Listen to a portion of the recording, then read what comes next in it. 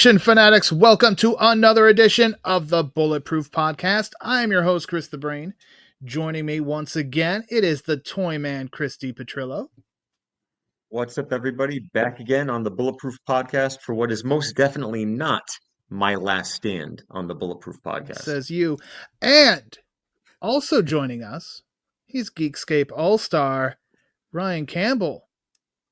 That's right. I'm right. This is my third podcast today, Brain, as we recorded the Thunderbolts recap and or 7, 8, and 9 for Geekscape. So go check those out on their YouTube channel. Yeah, Ryan Campbell is all over the Geekscape shows, and that's the collaborations over the years that we've built up here, both on the podcast, on the site, Bulletproof Action. I love it. I love that we've kind of created this whole little structure, this network of action fanatics. And now, of course, Ryan branching off into all the nerd shit, as I like to call stuff I actually can talk about. Right. Stuff that you're well versed in. This, we'd like to have you on here because you give us this is all stuff I'm seeing for the first time. Right, and then I go and talk about stuff I've seen for the billionth time. You give us a fresh perspective, fresh eyes, where we've seen these things. Well, this one, not so much, but most episodes we cover here is stuff that has been seen countless times by myself and by Mr. DePetrillo. It's usually you're usually a newcomer to them, but that's your gimmick here. That's I serve a purpose. You're gonna pop this cherry over and over. Oh my god! Jeez! Oh man! What are we? No, but somebody we've collaborated with before, the DTV connoisseur, Matt Pereira. Mm-hmm. He was special guest with host John Cross on the latest PM Entertainment podcast, talking about a movie that I know you love, Toyman. A Dangerous Place. Yeah, I saw that. I actually plan on listening to that one tomorrow during working hours. Very excited to hear what they have to say because, as you know, that's one that is near and dear to me from our beloved PM studios, PM Entertainment. I mean, we often go off the rails on this program, but by the end of that podcast, they're doing jazz numbers. I mean, they're out there. I really enjoyed that episode. I've enjoyed every episode I've been able to check out. I did not check out the Steel Frontier because I still need to go back and watch that before I listen. But definitely encourage you to check out the PM Entertainment podcast again. John Cross, the host, doing a fantastic job. And this time he had Matt on with him, who I always enjoy talking to. He's had me on his program many times, and I'm sure at some point later this year I'll be back. But what will we talk about? Who the hell knows? That's part of the fun. I also have to give a shout out to friend of the site, friend of the show, Mr. Sean Cavender. He hooked me up with some beautiful Charles Bronson VHS tapes from the Canon years. Murphy's Law, which we just mentioned last week on our Exterminator 2. Exterminator. And Assassination. Beautiful. Now, these duplicates in Mr. Cavender's collection, or did he stumble across these during a hunt? I didn't ask. He just said he was getting rid of them. He sent me some pictures of what he was getting rid of, and I said, I will take the 2 Bronson tapes, sir. Very nice. I would imagine, I mean, he does a lot of hunting, so I would imagine he may get duplicates of things. I know that's usually when he will spread the Bruceploitation wealth. It's because he has found duplicates or found upgrades to the ones he had, which I totally understand. When I was building my LJN collection back up, there was a lot. You'd get one and be like, oh, he's good. But then you go, oh, but that one's a little bit better. Oh, that one's got less rub off of his. So and I would do this. I would spread the, like, okay, do you need this one? Okay, you can have it. So thank you, Sean. Love these tapes. They will add to both my Bronson and Canon collections. I saw those on your Twitter and you shared them. Or was that what it was on Instagram? Yeah, that's what it was. Yeah, they're in pretty good shape too. So happy to have them here at the house. So yeah, Sean is definitely not one that I would call a bastard, but I'm counting the bastards, folks. We are now up to 15 movies on the Count the Bastards. You have been you're crazy with that thing, man. You are pumping those things out. Hey, when I find them, I'm adding them. So I got 15 on there. I'm going to drop another one. As this drops, tomorrow we'll have 16 on the list. And it's a big, fat one. I can tell you that right Is it now. a big, nasty bastard? You're going to drop a big fat one on the I'm website going to drop tomorrow. a big, fat bastard on the site tomorrow. Check it out. Count the Bastard. Count the Bastards. You check it out. Over, of course, on bulletproofaction.com. And it's that time because I mentioned it. Let's talk about it. Bulletproofaction.com. As this goes up, the new Well Go movie, Hunt the Wicked. Did a review on that. That was a great film. Ryan Campbell, Andor last week. You talked about it on Geekscape. The finale will be really later tonight as this drops. So yeah, and that's going to be. I have no idea what to expect. 7, 8, and 9 was some of the best television ever. Like it just, and you guys know how I kind of tend to be a little bit hyperbolic sometimes about these kinds of things. But man, at least 7, 8, 9, 8 and 9 specifically are the best thing I can think of since like peak Game of Thrones. As for like sitting there watching it, thinking you're watching something that is going to stick around for a while. So, and it really ended in a spot where I could see Rogue One starting. So I have no idea where we're going next. So tune in. It should be going up probably tomorrow by the time you guys are listening to this, or later this evening, whatever it may be. But I'm probably seated right now watching the 3 episodes as people are listening to this. Oh, yeah, unless they check it out right at 5 a.m. That's kind of weird. I did want to say something to you because, yes, you are a bit hyperbolic at times. And when I first saw what you had to say, and I'm like, oh. I'm like, oh. Between that and your Thunderbolts, I say, oh, this John Eastland motherfucker is going way too over the top with his love. I know the stuff's been good lately. It's been good shit lately. Last of Us has been great too. I just saw you applauding a dancer at Central Park like a maniac. And I said, oh, Ryan Campbell, please. But no, I'm glad you're happy. And it does seem like you're not the only one who's been happy with these programs and these movies. So there you go. So yeah, Andor tomorrow. The Last of Us coverage will continue. We got probably 3 or 4 episodes as this drops left. And you know what else I covered recently? And I've been all into this trilogy because the final piece of it dropped on Netflix, Last Bullet. And boy, did they do a nice job wrapping that story up. I freaking love these films. So did the person take a last stand with their last bullet? No, these are completely unrelated.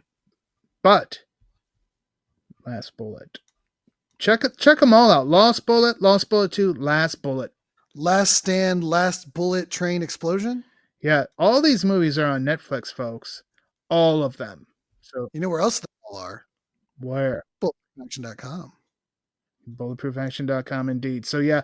So Last Bullet dropped on Netflix on May the 7th, but the movie we're going to talk about dropped 1 day prior. It's Sniper: The Last Stand, now on Netflix, and immediately, Chris, this thing shot up to number 2 on the Netflix top 10.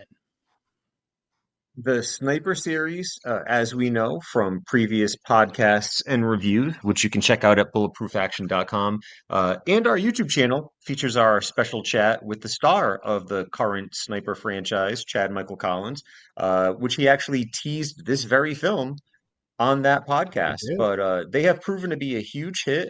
Even the past releases, you can go back right now. I believe Ghost Shooter is up there. I believe the original Sniper with Tom Berenger and Billy Zane is on Netflix. But they are very popular. They have certainly found their audience on Netflix. And this one shot up to number 2. And I believe as of this recording was still in the top 10 at number 6. Yeah, they tend to stay there. they have legs on the top 10, and they're in the top 10 for quite a while. I'm just happy to see like a Netflix. There's a lot of A-list stars that are kind of getting into like the direct to Netflix action movie game. Mhm. I mean, we've seen a lot of them over the years, so I'm glad there's still like a market for. I say this affectionately, the B-list kind of Right. stars to get that feature on a Netflix and it finds success. You don't have to keep going and getting the Chris Hemsworths or whoever to be in these things. You can rely on these action stars and they'll still do numbers. Right. It's very similar to what we talk about with the video store era, the Don the Dragon Wilsons, the Cynthia Rothrocks, the Richard Nortons. When you saw those people on the cover of a VHS tape, you were like, oh, I love this person. This is probably going to be pretty good. And most A of the time, symbol of quality. we were right. Exactly. The symbol of excellence, the standard bearer. And, with this franchise, people might say that we've got a little bit of CMC bias, but I mean, let's face it, the guy's awesome. He's always treated us well. He's given us the heads up on a lot of stuff, and these movies are fun. They pretty much always deliver. And this goes back to the original one that was supposed to be a one-off Right. and somehow has spawned a 3 decade plus long franchise. Yeah, this one, Sniper: The Last Stand, which was first released on digital earlier this year, January 21st, the 11th film in the Sniper franchise. And that's all within the past like 6 months, I think. No, come on now. They pumped those puppies out. Well, they've got a 12th one. I'm pretty sure it's done, and that will be on the way probably at some point later this year. So stay tuned to Mr. Chad Michael Collins' social media, and I'm sure we will be talking about it as well over on ours. But let's get into it. Again, this one dropped. I'll admit to everyone, Toyman, I know you watched it back in January, because you covered it for the site, and that's often the problem with new movies and bulletproofaction.com for me. If somebody's covered it, I'm like, okay, well, that's been taken care of. And even though it was something like, I really want to see that, it's like, but Toyman got it. I'll get to it. I'll get to it. I'll get to it. And I just kept not getting to it. But then they were popped up on my Netflix, and I'm like, well, now I can get to it. Kind of much like The Fall Guy. Toyman got on that, and it's like, well, there's no need for me to watch The Fall Guy, and it just kept getting pushed back. But here I am watching Sniper: The Last Stand, and it basically starts like in the middle of the movie, where it pretty much basically would be the end of Act 2.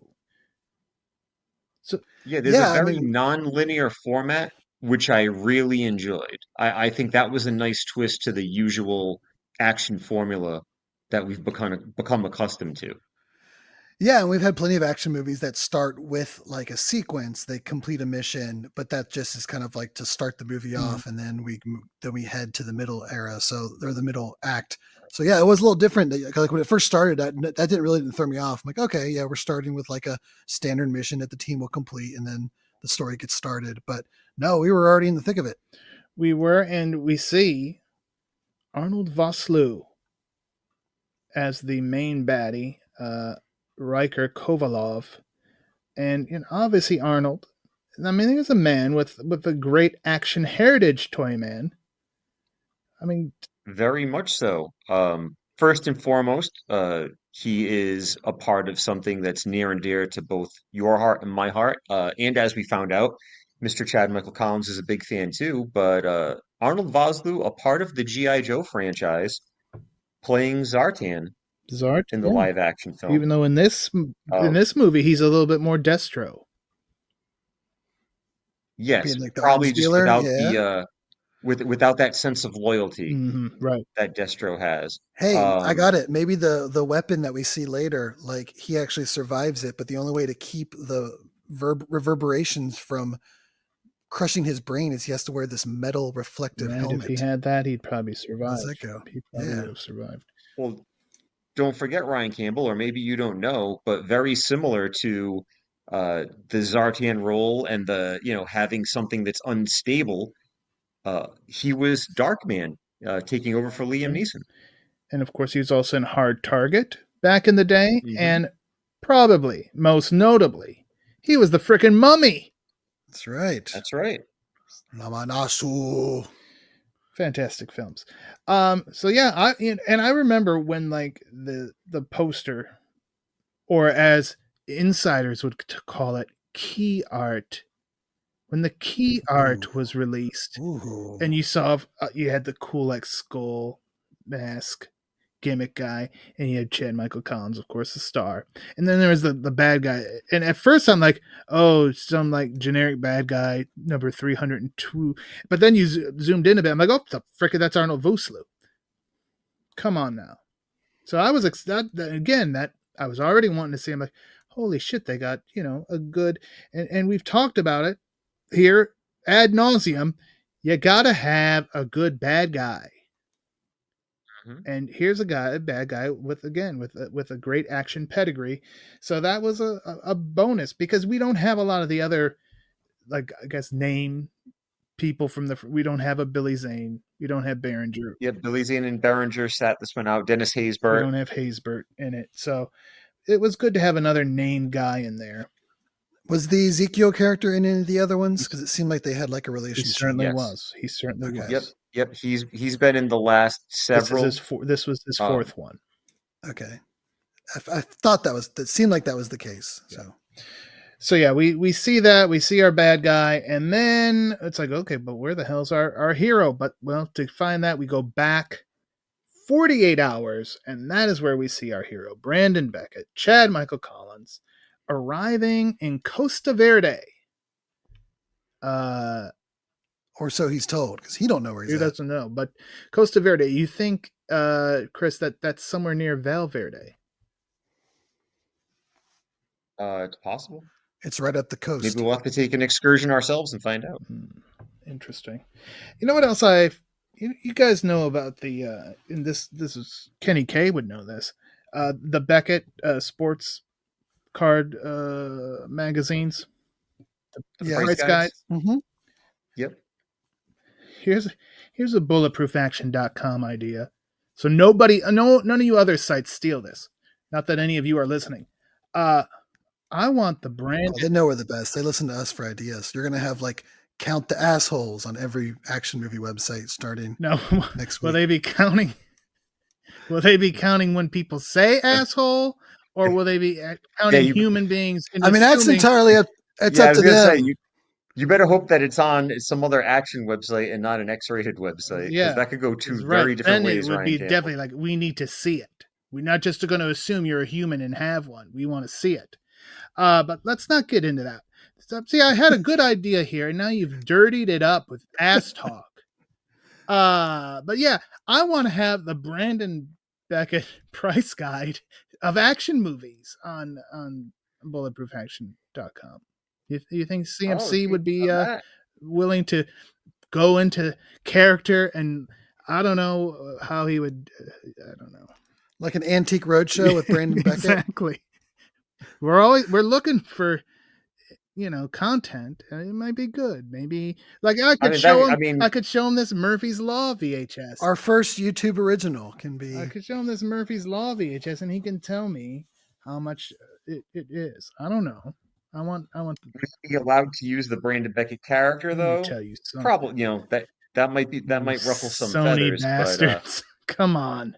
Hopefully it doesn't go the way of Bulletproof Gladiators, which was a sound idea, I thought, but I don't know if we just didn't execute it well, or if people were just some people need to be executed for that idea. Anyway. And by some, you mean me. I think the part of the problem there was the people involved didn't even care about it after a while. So why the hell should anybody else? So there's that. It couldn't have been worse than our fantasy league. That's what he's talking about. Oh, okay. I couldn't remember. I couldn't remember that. That's what the name of it was. Brain dubbed it the Bulletproof. Everything's Gladiators. Branded around here.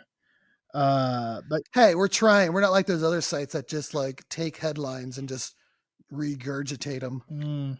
Right. Everything's AI now. We actually put some effort into our content, people. Right. That is right. Got it. So go to the damn site if it's out. Yeah, right. Those bastards. There's just bastards everywhere. No wonder I'm counting these motherfuckers. Okay. So yeah, Brandon Beckett. All right, maybe it would just have to be CMC price guide, but wink, wink. You know what we're talking about. All right. So he gets there and he finds out why he's there, and he was sent by Haysbert, isn't he? Doesn't he mention that? Yes. So we don't. Yep. He was vouched for. We don't get Haysbert, but he's mentioned. So again, it's part of the sniper universe, and we meet the team. There's Modise, who's the leader. We get Zondi, who becomes Brandon's sniper apprentice. You got to have a tech guy, and Nova is that. And Nova is interesting because his like uncle is part of the problem, and he's like going. His uncle is like the dictator or whatever, Right. but Nova is part of the rebellion. He is, and then we meet Angel, who is this badass woman, and we get to hear like her backstory, and we get the Axe twins as well, who I list as gimmick baby faces. I like it. But they were awesome, and they tried to give everybody. So to your point about G.I. Joe, all you need is a couple of people, and whereas the other sniper movies, a lot of the focus was just on Beckett and his relationship with his dad, or his relationship with Billy Zane's character, or his relationship with Dennis Haysbert. You actually have this group, and they've all got to your point, like a gimmick or a persona as to why they're there, why they're fighting for this cause, why they were recruited. So it's not just Brandon Beckett and Zero and a bunch of, nameless people to turn into bodies Right. down the line. These are actual people that they want the audience to connect with on some level. Yeah, and I like all of them, and I like they all had interesting stories and unique kind of reasons to be there.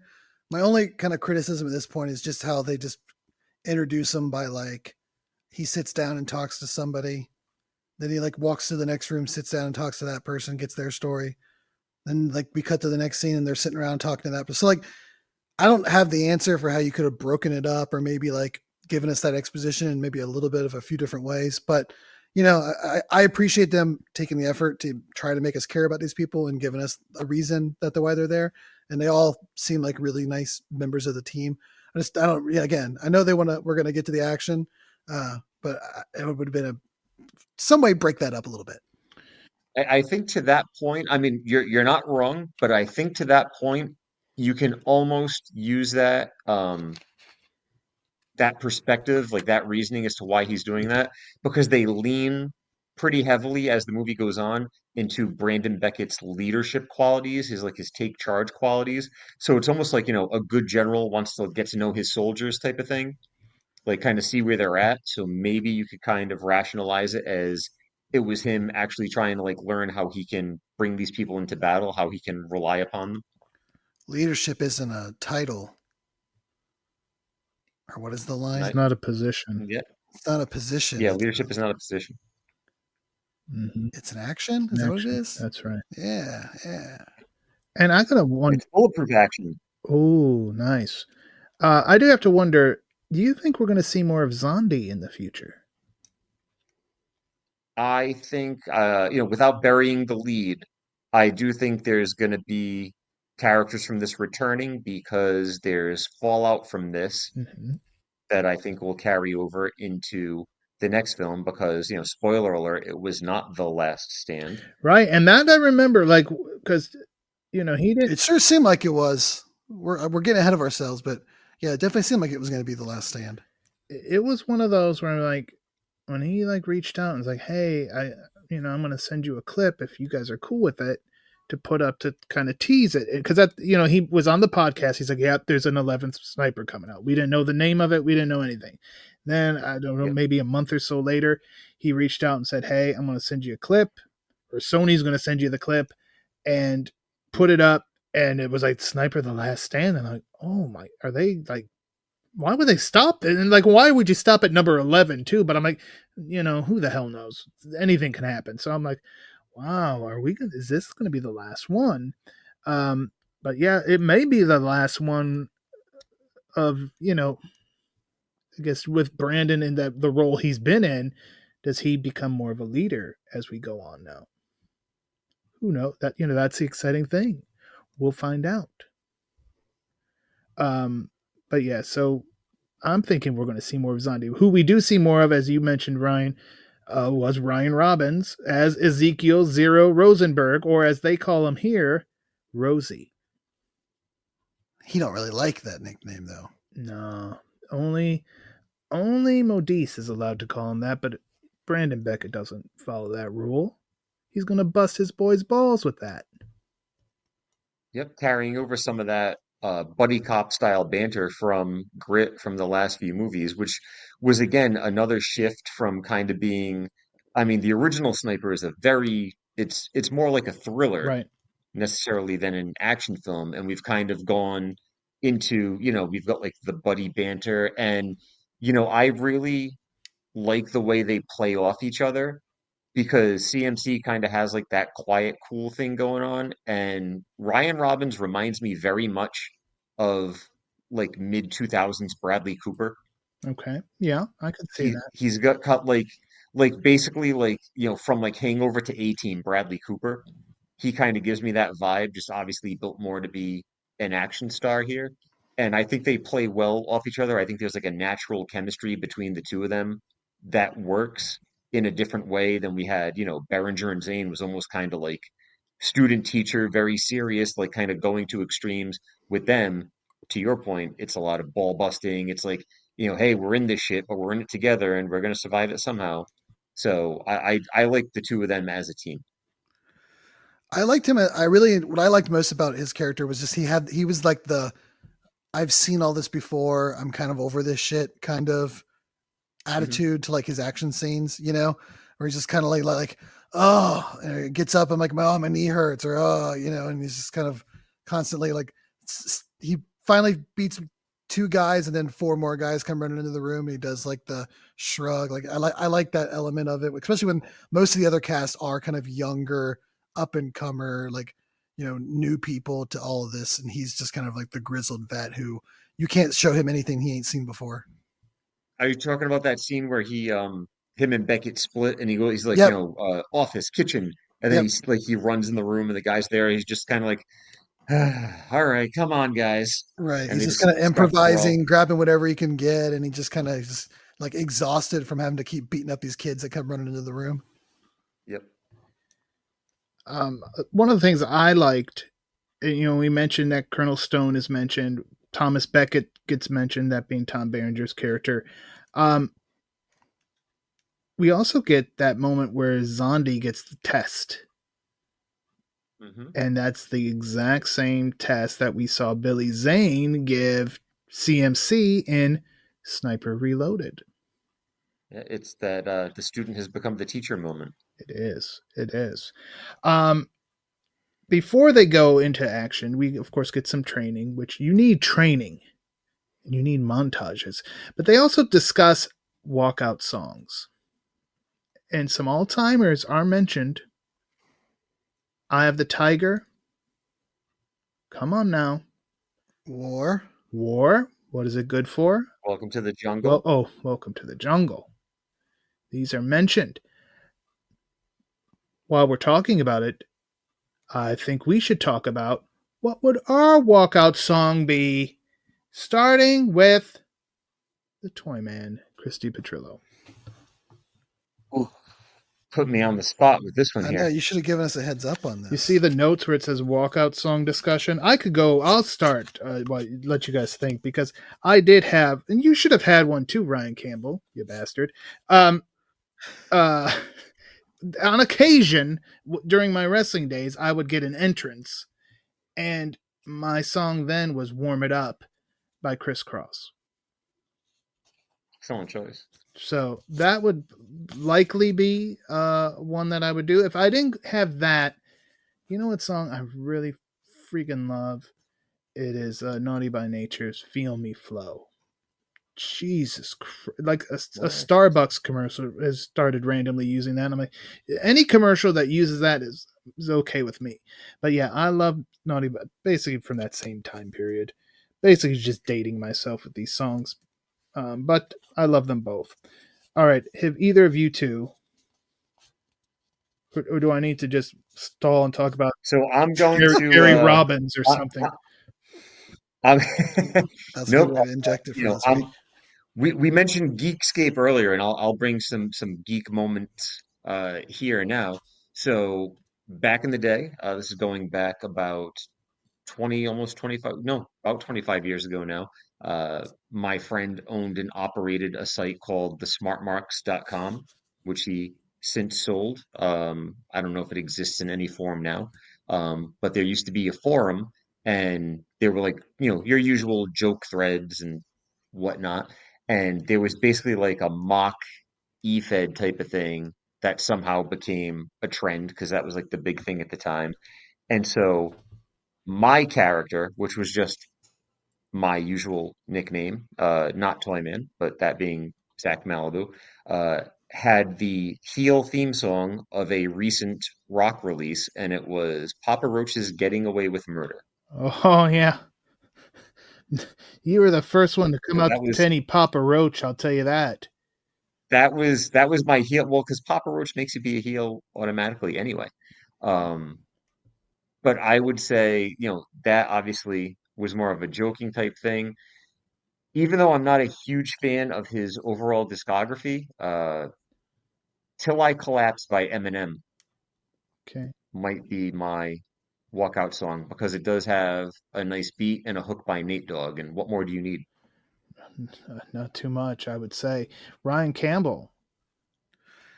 I mean, it'd probably be some sort of like screamo song that no one's ever heard of from some band I listened to in high school. But I'll give you one good one that's just upbeat enough that would probably just get the leg kind of moving a little bit, get some blood pumping, get ready to go. I'll give you "Bleed It Out" from Linkin Park. Would be one that I think would be on my playlist. All right, well there you go.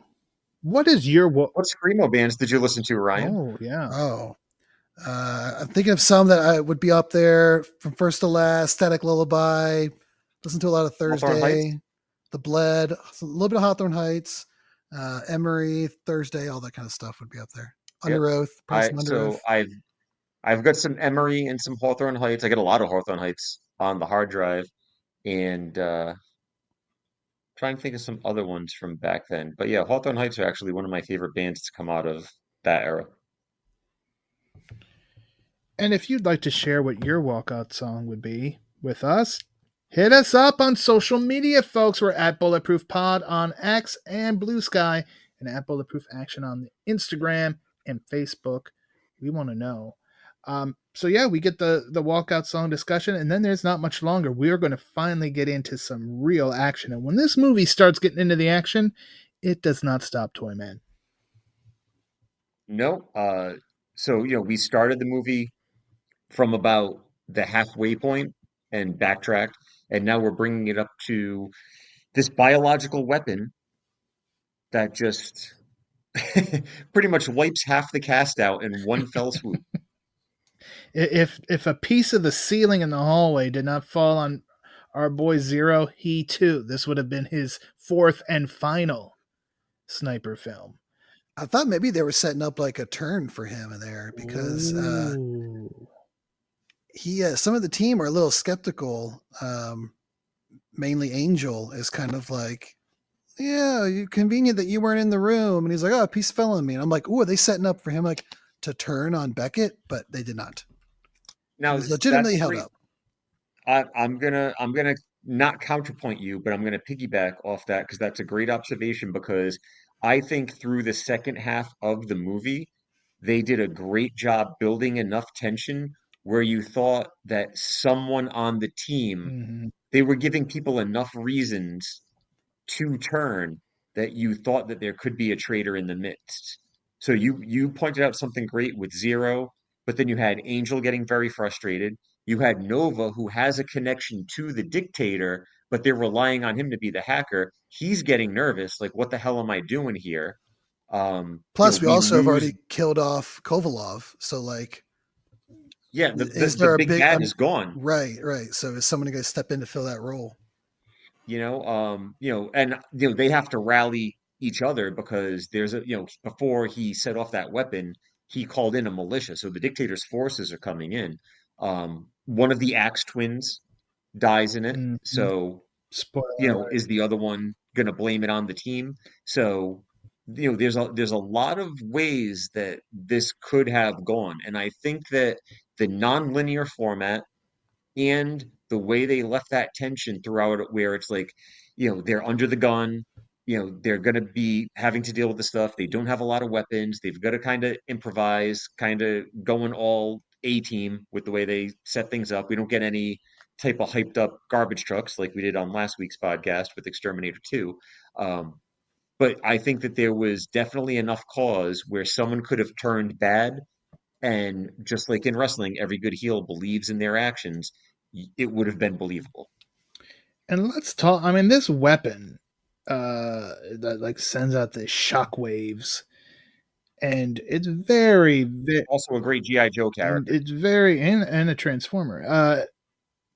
It's very Cobra like. Like this is something Dr. Yes. Mindbender would have done, and it was Not just that, you could see like it when it was set off, it like exploded, and now it's a race to collect all the pieces. of course that's every miniseries they did. We've got to go all around the world and either collect something or put something down. But yeah, it very Cobra like, and it sends out the thing, and at first it's like, well, what the hell was that all about? And then just a few minutes later, people start bleeding out of their nose, and they're just dropping dead. And like you said, half our heroes just drop dead. It just like scrambles up the molecular insides, but it just takes a while for it to get passed around enough, I guess, to start bleeding out, and that's it. Yep, yeah, they pretty much just seize up and die. To bring back up the Linkin Park song. Nice. That again, I mean, this is a high quality show. We put a lot of thought into it. I don't just put a bunch of crap on an outline and send it out and we talk. No, this is actually that's what we do. All right. There's no ChatGPT. Summarize The Last Stand for me. Oh yeah, why don't I do that? I'm an absolute fool. I'm doing work. I tried. Don't rely on the robots. This is how Skynet started, folks. Come on, they're just going to turn against us anyway. I was having a back and forth with AI last week trying to figure out this kung fu. Listen, folks, if anyone's out there who's a kung fu fanatic, beat the AI challenge. Old school, yeah. AI was SOL. Okay, they didn't know shit. I saw this movie on Pluto probably in 2019. Late at night, Flicks of Fury channel on Pluto. These two guys are in like this minibus, and it's going down this mountain road, and they're fighting. And one of the guys driving, and then the other guy's fighting. And then he gets up, and this thing is it could fall off the freaking road. It's very, very dangerous. And I don't know what the fuck this movie was. I was unemployed and watching movies late at night, where I woke up in the middle of the night and didn't care because I didn't have to be up the next day. So I'm watching this. So anyone knows an old school kung fu movie with this minibus fight on a winding mountain road. Again, Bulletproof Pod, X, Blue Sky, Bulletproof Action, or bulletproofaction@gmail. Email me. I'll read it eventually. Put in if it's on YouTube, put in the comments. Oh, please do.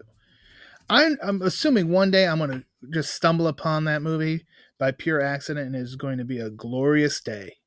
Because if it was... I'm going to laugh if Barry Chan is in it. I would too, wouldn't it? Like I saw Barry Chan before Toyman started glazing. I mean, is that an angle you can take? Do you know of any of the actors in the movie that you No AI. That's what they kept at. Do you know any of the actors? Yeah. If I knew that, I would have looked it up already, or I would have just went through every one of their movies. No, it wasn't that one because it was like obviously set in modern times because it was a freaking bus. It wasn't a goddamn horse and carriage. All right. So anybody who knows that, please let me know. So yeah, now half the team is dead. Brandon really steps up, and to your point, Chris, there's a little bit of like, who the hell are you to step up? But somebody has to, and he does it.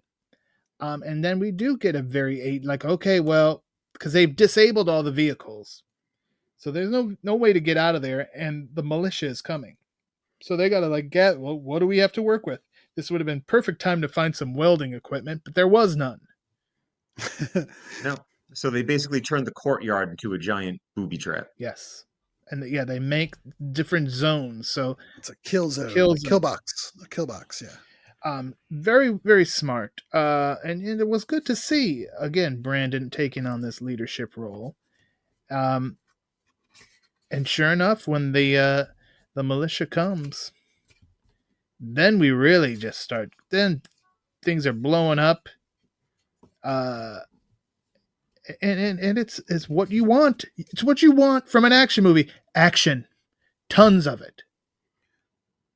Yeah, it's really where the movie shines in that you can tell, you know, I'm guessing a lot of the fight choreography and explosions people, like these people that make these movies and these action stars, like they probably amass a pretty nice Rolodex of people that do stunts and blood and explosions. And this is their bread and butter. Like they can do the other stuff, but when it's time to blow some shit up, that's when, you know, that's why they get up in the morning. And you could see that here, the way the camera, a lot of really cool camera work where it like whips around the different people that are all in different zones. We get some of that kind of like Bad Boy style where it flips like POV, but then flips backward towards their face and everything. Like we get a lot of really cool camera angles. And yeah, you could tell this was when everybody that was making the movie was like, all right, let's get to work. Slows down, speeds up, that type of thing. Yep. Yeah, it's very similar. I mean, again, you mentioned it, Ryan. You know, this movie doesn't have like A-list star power. But you know what else didn't have A-list star power? The films of PM Entertainment, which we were talking about earlier with the podcast. And you can make up for that in all the other exactly. areas. And I feel like that's why you have to nail the action. And that's why things like changing up the flow to that non-linear style, the camera work, the stunt choreography, like that can cover up all of that stuff if all of it's top notch. And that's what this movie can do. Right. Like PM Entertainment was known for their vehicular mayhem. They could make cars flip, trucks blow up, planes go into trucks, buses drive through trucks. They could do anything. That was their area of expertise. And obviously the people working on these sniper movies, it's the military style action. It's the gunplay. It's the firefights. It's the explosions. They are excellent at what they do. And our hats are off to you fine people behind the scenes folk who don't get their due. To that point too, they break form in this movie because, you know, a sniper is, you know, he's a trained long range shooter. And with this one, we get a lot of run and gun. You know, even with Brandon Beckett, you know, obviously the title character, the titular character, he's doing a lot of run and gun type stuff. There's a lot of close quarters combat. We talked about Zero's fight. The fight with Hera, you know, the surviving Axe twin, where they surround her in the fountain, and she's just kind of wielding her two hatchets. That was an amazing fight scene. I kind of spoke highly about that one when I reviewed the film back in January, and you know that was just a fantastically shot and a fantastically played out fight scene.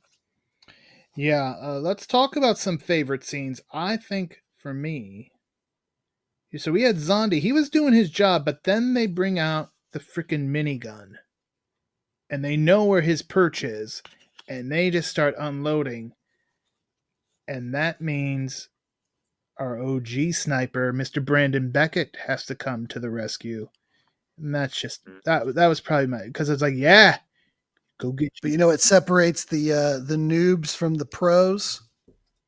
What's that, Ryan Campbell? You don't gun down. He doesn't just shoot the guy with a gun. He goes one step further. Yeah, he did it perfect. Spots up those RPG shells laying in the truck, and boom, blows that whole shit up. Beautiful. Again, and that's the type of, you know, that's where planning and storyboarding and all that has to come into play to make all that happen. Yeah, so that was probably my favorite because I'm like, oh, you know, you bring out the minigun. Oh, shit. Because, you know, it was like they actually had like, seemed like things were going in their favor. And I like how they called it technical too. They didn't go like, oh shit, they got a minigun. They were like technical coming in. That was cool. Mm-hmm. And then there, you know, just when it seemed like, okay, they may be able to pull this shit off. They're, you know, the odds are way against them. And shit, here comes, as Gorilla Monsoon would say, they bring out the heavy artillery. But Brandon Beckett, he outsmarted them. Toyman. They got the high ground. They're not freaking out yet. Yeah. Toyman, any other favorite scenes you want to call out? Like I mentioned, huge fan of that fountain fight, and I also like when Angel was fighting the eye patched woman, Oh yeah, and they had a nice close quarters brawl, which was very probably the most grotesque scene. yeah. Nothing was ever overly gory or anything like that, but again, another great close quarters encounter. I did want to. I forgot to put her in my notes because I'm like I remember like where the hell did this eye patch woman come from? From out of nowhere. She came like Major Blood's sister. I don't know who the hell she was, but yeah, she shows up with this eye patch, and I'm like, oh, I hate this woman just because she has an eye patch. I just hate her. And then, She looked like a Brenda, didn't she? oh, yeah, maybe I don't know. Like a Brenda from HR kind of thing. Yeah. She was giving off those vibes. And well, she got a knife to her eye. Now wear an eye patch.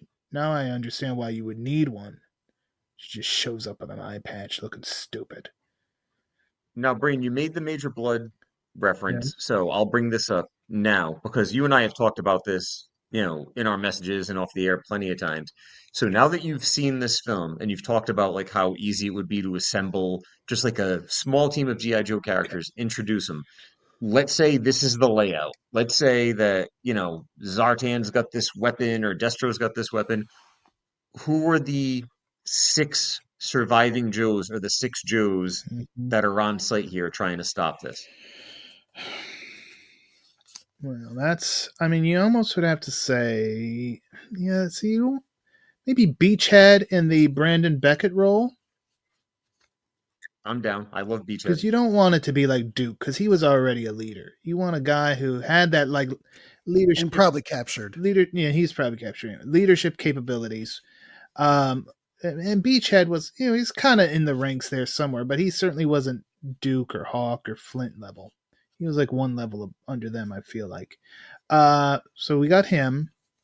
We need a tech guy. So would that be like mainframe or Mainframe or dial tone? tone? Yeah. That's a great name for dial tone. Back in the day, that meant something, Ryan Campbell. No, He was the communications guy. You needed a dial tone. I remember I got dial tone and Beachhead along with I'm trying to think of who else, but I definitely got dial tone and Beachhead. I think it was Christmas of '86. If G.I. Joe comes out 10 years later, is he like AOL logon? He's router. He comes with the disc that you got in like every magazine in the 90s. He's router at that point, I think. Or just dial up. Who else do we need? Maybe what was his low light? We need low light in there. Yep. Yeah, he'd be good. He was the sniper. I need three more. We need a. Who could the Axe Twins? Do you have like who correlates with the Axe Twins? That would almost feel like it would be Snake Eyes and Scarlet. You could do Snake Eyes and Scarlet, or I would have shaken it up a little bit and I would have done Spirit and Quick Kick. Okay. Do Spirit and Quick Kick. I would actually probably do Lady J instead of Scarlet. Lady J. Because I think that in the Angel role, kind of like that take charge female personality, that's true. I think Lady J would do that well. And I think that I agree with Beachhead. And talking about like the banter between people, Beachhead in the cartoon, he was like Mr. Take No Shit. Yeah. So in Zero's place, the man, the myth, the Chuckles has to go there. Like he's out of his element a little bit. He tried to do something off grid and then he got everybody into this. So now he's going to kind of tighten up. So you kind of leaves room for a little bit of that humorous banter. What about Shipwreck? Again, all right. I mean, out of element. He would definitely be out of element. He's not on a boat, and he was known for his banter. But I feel like, and he had a beard. I feel like you're still gonna need Roadblock or Heavy Duty. You're still gonna need like the big badass, like the big artillery expert. Okay, well there you go. We've just made a G.I. Joe movie out of this. I'm sure CMC would be proud. CMC would be a good beachhead, I think. Although if he wore that I can see mask, it. the ladies might be upset. They aren't getting their CMC content. So any other scenes we want to call out here? Yeah, I just really enjoyed all the close quarter stuff. Like that's always something for me that I appreciate in movies. There's always like a sense of like tension when it comes to, oh, we're in close. I can't retreat. Maybe they've got a gun or they've got a knife, and the hero doesn't. Like that, the tension that's created in that moment. And you can always do a lot of really cool stuff with like the blocks and like the flips. And I pull something from my belt and you knock it out, and then I pull something from your belt, and like those scenes are always just really cool. And the movie nailed that. We talked about Rosie's scene. We talked about the female axe twin scene that was really good. And we talked about Angels. So all those that like three of those that happened all within like a small given time was just like perfect. I loved all three of those. And Zero gives the. I like the scene too. Go ahead. Oh, go ahead, Brain. I was going to say Zero gives the double Stone Cold salute too on his way out. That's right. Tossing some grenades. Yep. And then luckily is saved by getting behind that door very quick. Mm-hmm. But I was going to say, CMC is an avid gamer. He's big in the Call of Duty world. He has appeared in Call of Duty video games as a character. So that scene towards the end where the enemies start arriving and they're throwing the smoke grenades and then he's kind of like running and gunning with the smoke going. As a Call of Duty player myself, that's exactly what I do on certain maps. I'll throw the stun grenade or the smoke grenade and just run out and try to pick people off as fast as I can. So just knowing that he's a COD guy and I'm a COD guy, I had a bit more of an appreciation for that scene as well. That was just an insane way to start the entire battle. Like, hey, just throw smoke and I'm just going to go run around and shoot people and everyone just, hold up. Like, that's insane. Breaking news as we record this, but the website's back up. Hey, there we go. Yay. To celebrate everyone listening, go check out Bulletproof. See if you can crash it again. So yeah, anything else we want to talk about, or are we ready for our final Sniper Last Stand thoughts?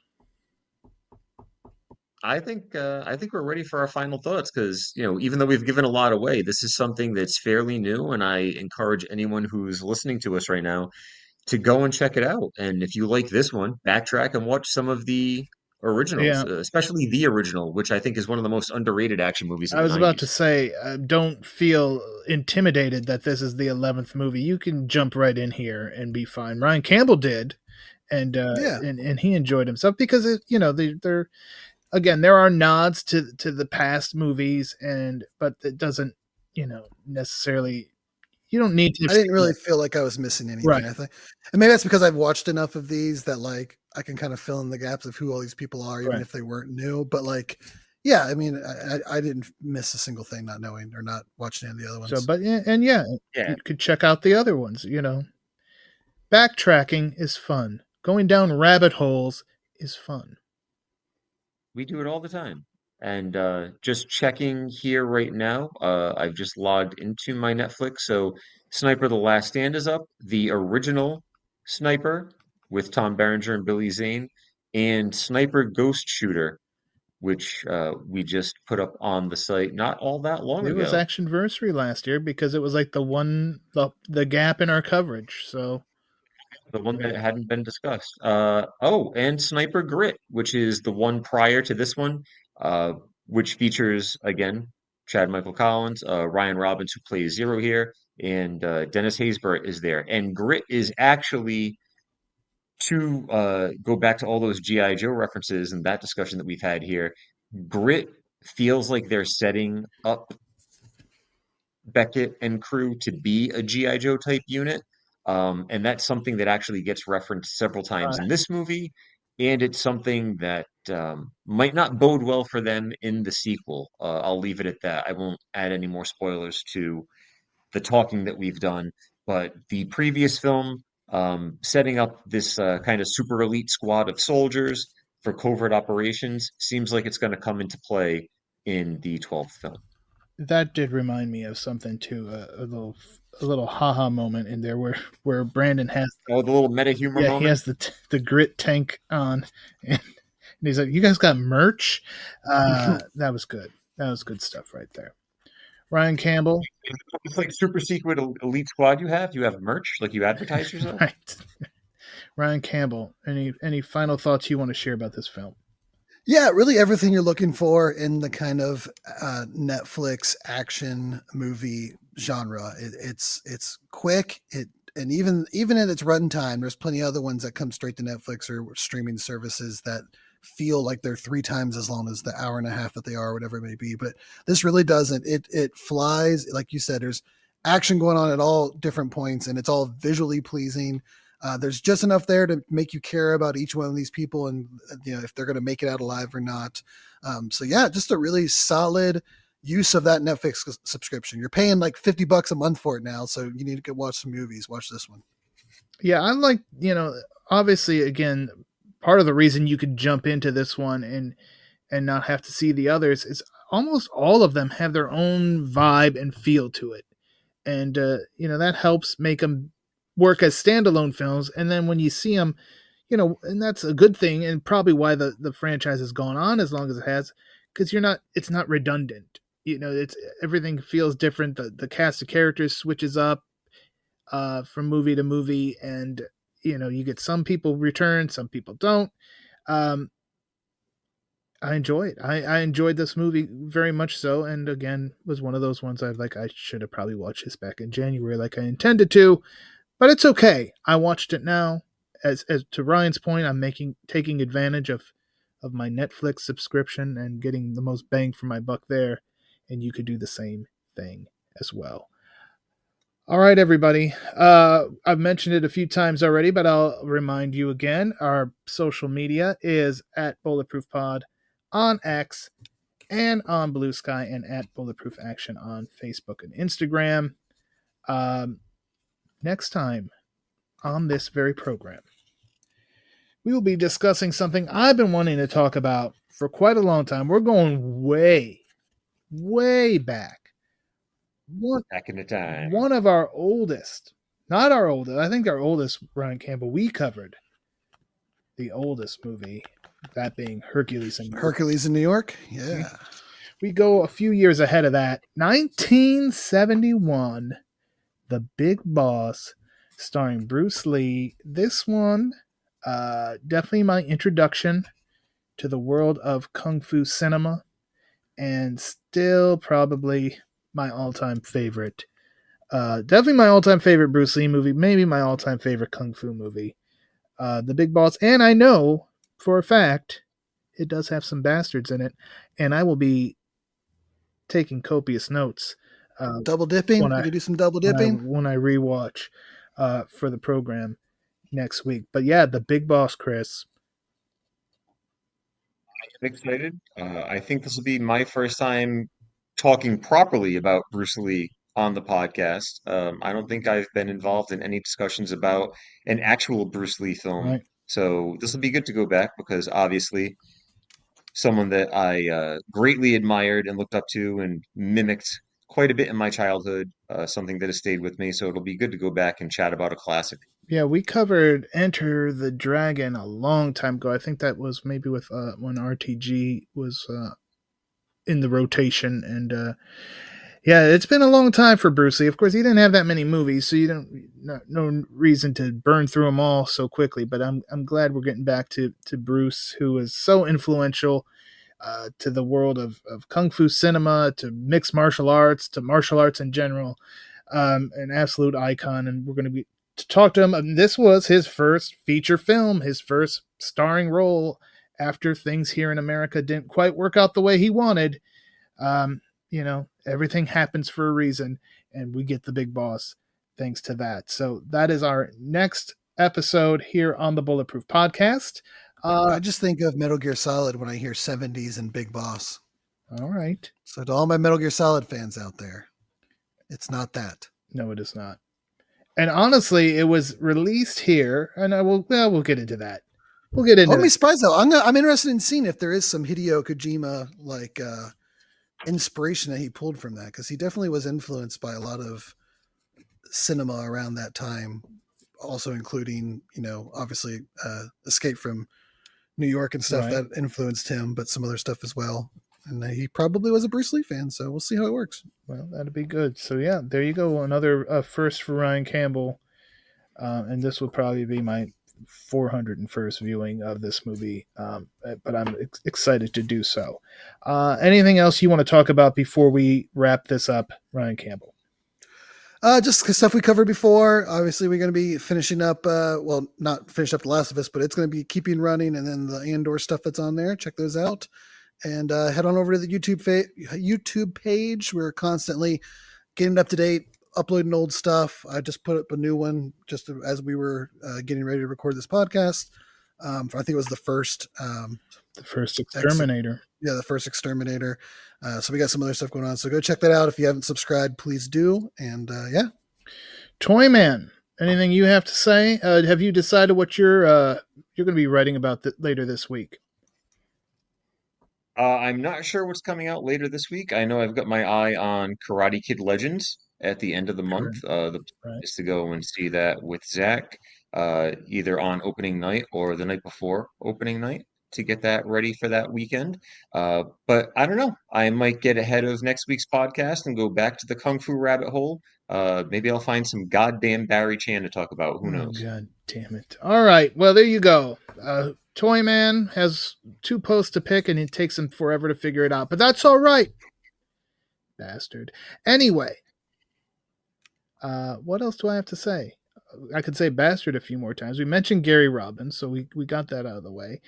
So all I really have left to do is say thank you, everyone, for checking out this episode. And as always, stay tuned for more of the Bulletproof Podcast.